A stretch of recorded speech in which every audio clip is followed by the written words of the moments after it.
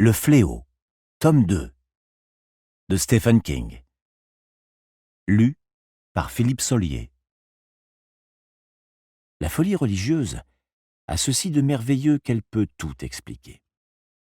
Dès lors qu'on accepte Dieu, ou Satan, comme cause première de tout ce qui survient dans le monde mortel, rien n'est plus laissé au hasard.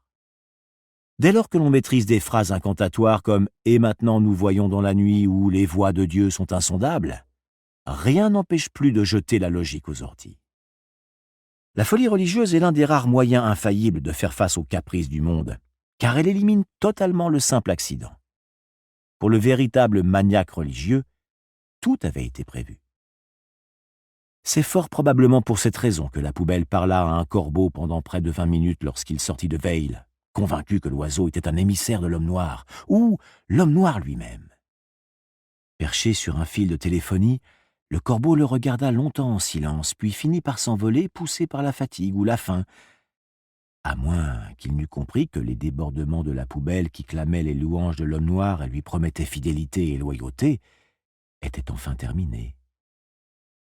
La poubelle se trouva une autre bicyclette près de Grand Junction, et le 25 juin, il avait traversé l'ouest de l'Utah par la Nationale 4, qui relie l'autoroute 89 à l'est, à la grande artère du sud-ouest, l'autoroute 15 qui va du nord de Salt Lake City jusqu'à San Bernardino, en Californie. Et quand la roue avant de sa nouvelle bicyclette décida tout à coup de fausser compagnie au reste de la machine pour foncer toute seule dans le désert, la poubelle pirouetta par-dessus son guidon et atterrit sur la tête, avec une violence qui aurait dû lui valoir une fracture du crâne. Il roulait à plus de 60 à l'heure et ne portait pas de casque. Pourtant, moins de 5 minutes plus tard, il était debout, le visage couvert de sang, et reprenait sa petite danse incantatoire, sourire aux lèvres. « Cibola, je te donne ma vie, Cibola, tam tam boum ». Rien n'est plus réconfortant pour un esprit abattu ou pour un crâne fêlé qu'une bonne dose de « que ta volonté soit faite ».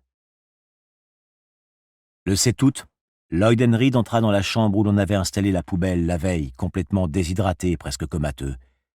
C'était une belle chambre au 13e étage du MGM Grand Hotel. Un lit circulaire avec des draps de soie. Au plafond, un miroir lui aussi circulaire qui paraissait taillé au même diamètre que le lit. La poubelle regarda Lloyd. « Comment ça va, la poubelle ?»« Bien, beaucoup mieux. Un bon repas, une bonne nuit, c'est tout ce qu'il te fallait. Je t'ai apporté des vêtements propres, j'espère qu'ils sont à ta taille. Ça a l'air d'aller. » La poubelle n'avait jamais pu se souvenir de sa taille. Il prit le jeans et la chemise que Lloyd lui tendait. « Descends prendre le petit déjeuner quand tu seras habillé, » dit Lloyd d'une voix étrangement respectueuse. « Nous mangeons généralement à la cafétéria. » « D'accord. » Dans la cafétéria, c'était un bourdonnement continu de conversation. La poubelle s'arrêtait à la porte, tout à coup remplie de terreur. Ils allaient tous le regarder quand il entrerait. Ils allaient le regarder et éclater de rire. Quelqu'un aurait le fou rire tout au fond de la salle. Un autre l'imiterait, et bientôt tous allaient éclater de rire en le montrant du doigt. « Hé, planquez vos allumettes, voilà la poubelle. Hé, la poubelle, qu'est-ce qu'elle a dit, la vieille Semple, quand t'as brûlé son chèque de pension? T'as bien pissé dans ton lit, la poubelle ?»